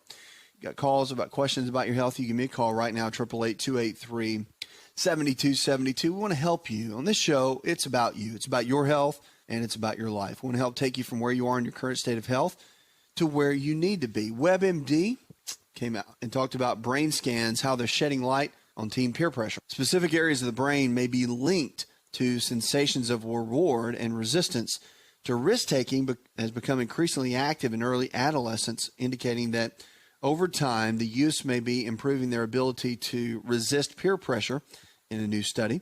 So the researchers' functional magnetic resonance imaging, or the MRI, scans to study blood flow in the brains of 24 girls and 14 boys when they were 10 years old and again at age 13. After the youngsters moved into early adolescence, during the scans, the children were shown photos of faces making neutral, angry, fearful, happy, and sad expressions. At the end of the study, the researchers analyzed the scans and found that activity had increased significantly in the 3-year period in regions of the brain that were considered reward processing centers.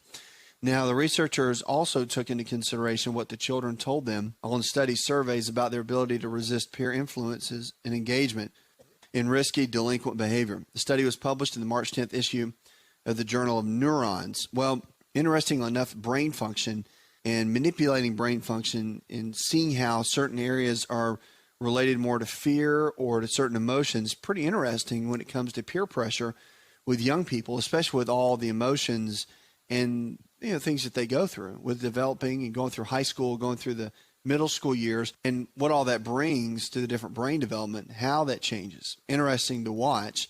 And it's quite interesting to see. And new studies will be coming out constantly regarding brain function. And it's just a really cool thing to watch and see how things are changing all the way around. Let's go to Matt right now. Matt, welcome to the show.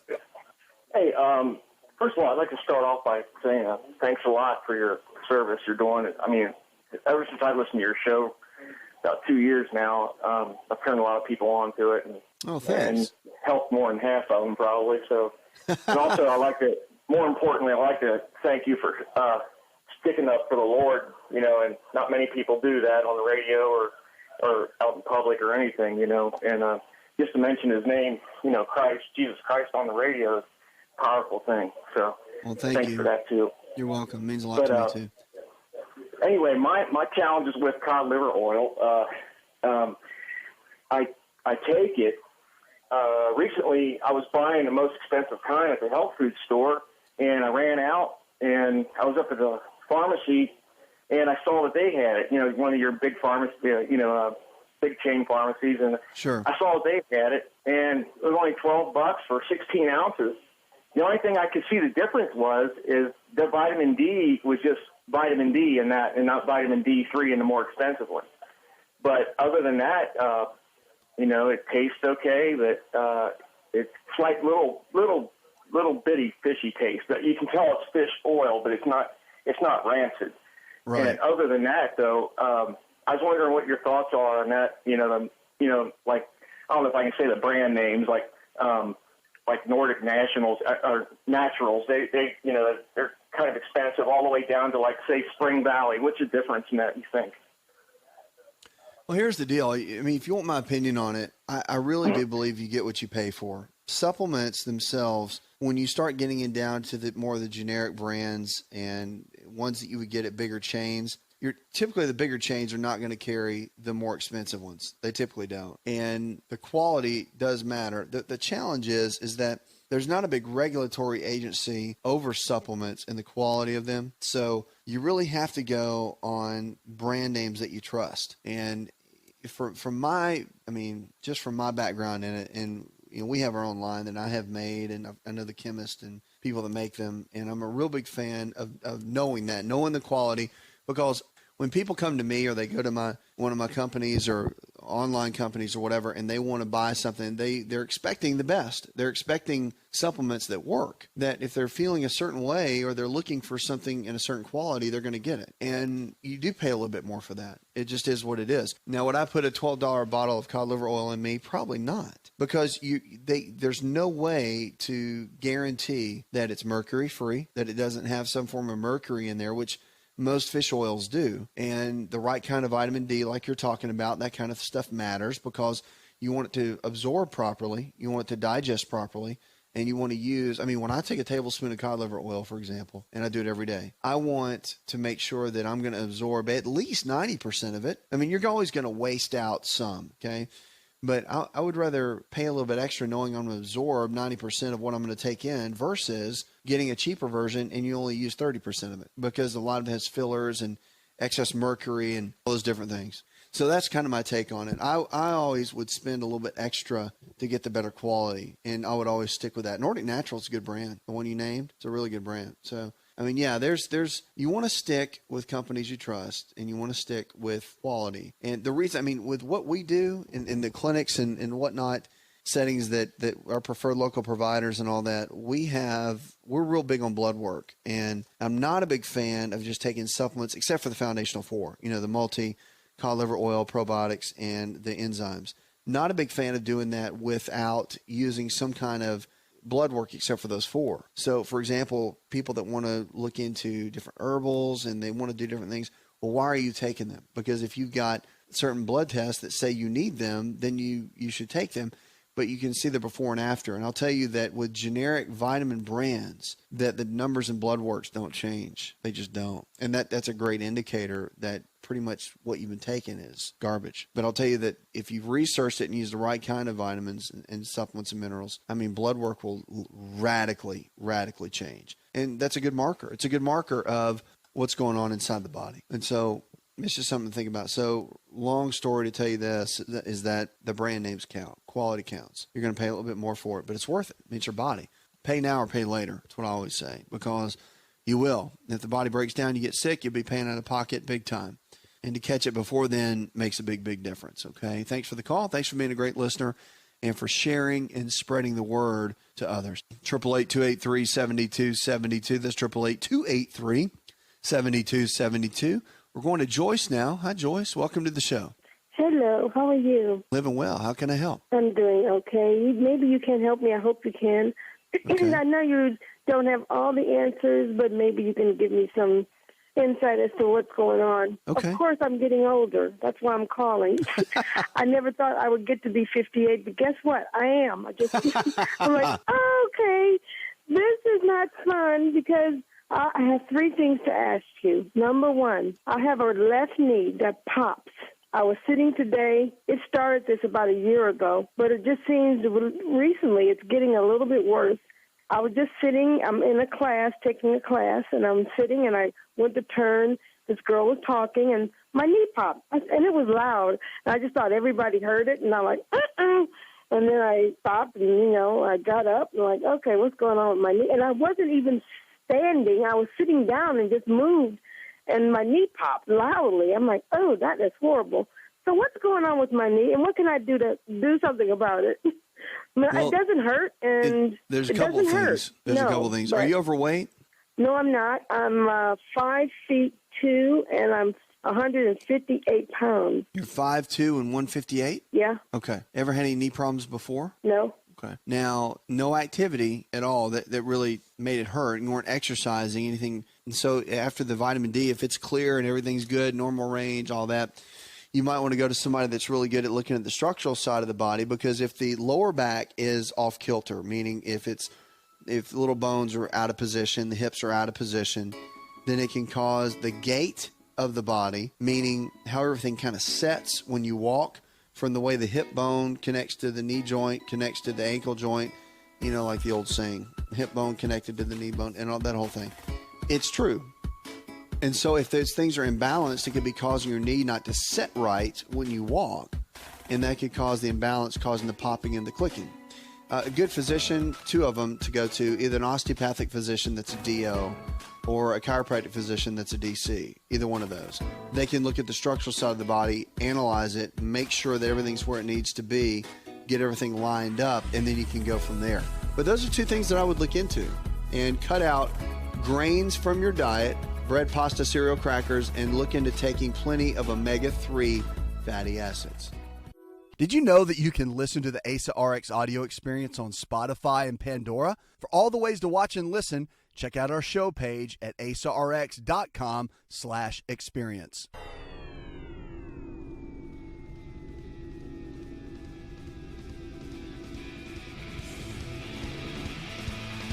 Connect with On Call Radio and watch On Call TV at InShapeNetwork.com.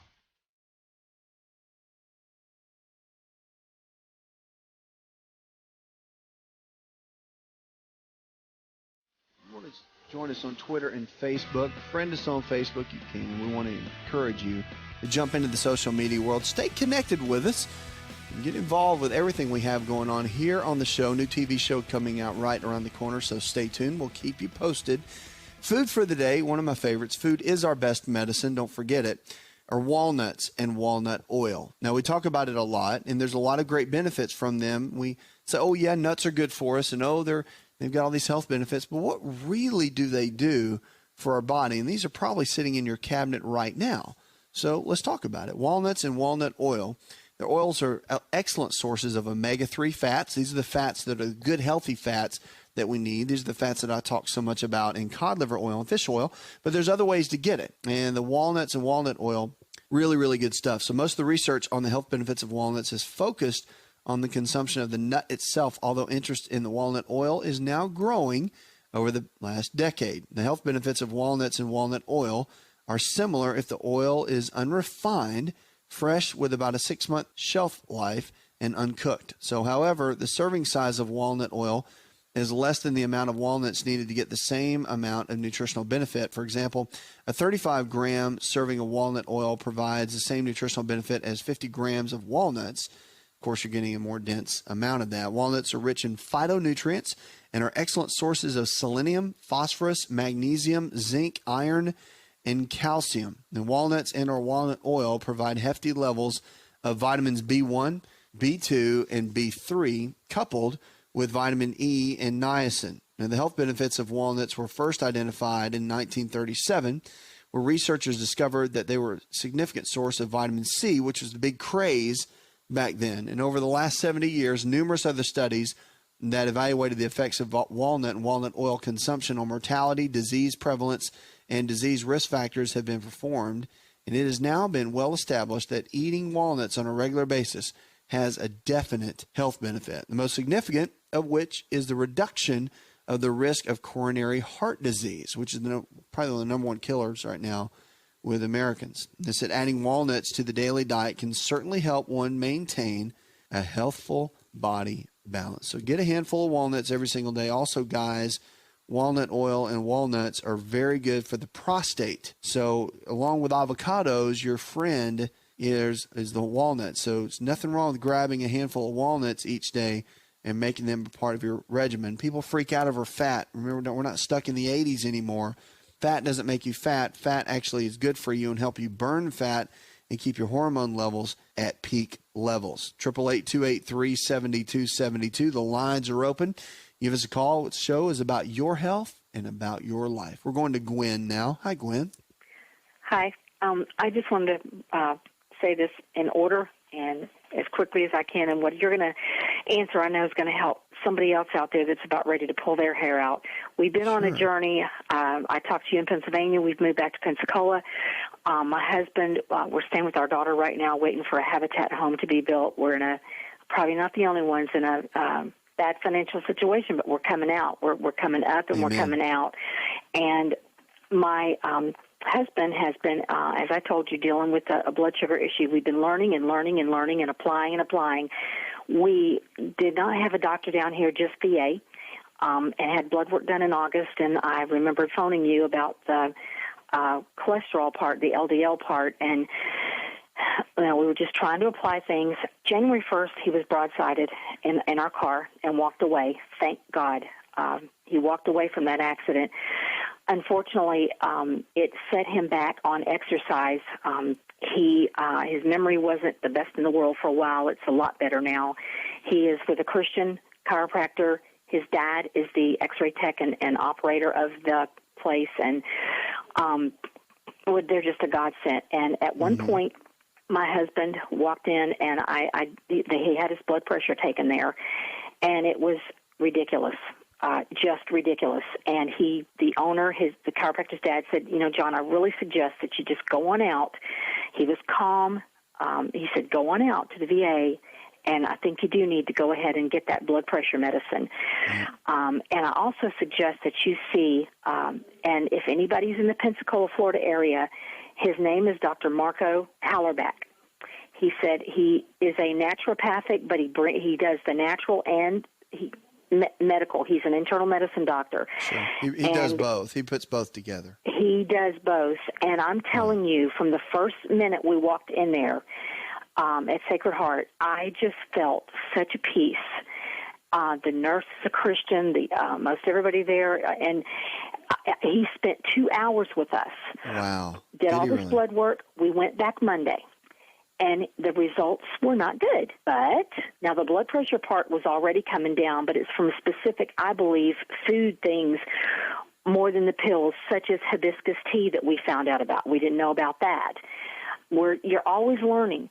The LDL is 173, and the HDL, I don't want to quote the number, but it's not good. And the VA part in August showed that it was. So this is state-of-the-art, probably like you do. I mean, impeccable blood work that was done. And he is trying to come at this from, he did prescribe a low-dose cholesterol medicine that he's about to get filled. For a period of time. But his goal is to get him off of everything. And I was looking online, and this is where I was calling. There is a person called, anybody in New Mexico, Santa Fe, New Mexico, Dr. Stephen Rippich. He's an ND, CNP, the 30-day diabetes cure. I was looking at that, gaining more information about this book, and I am going to get this book because I have yours.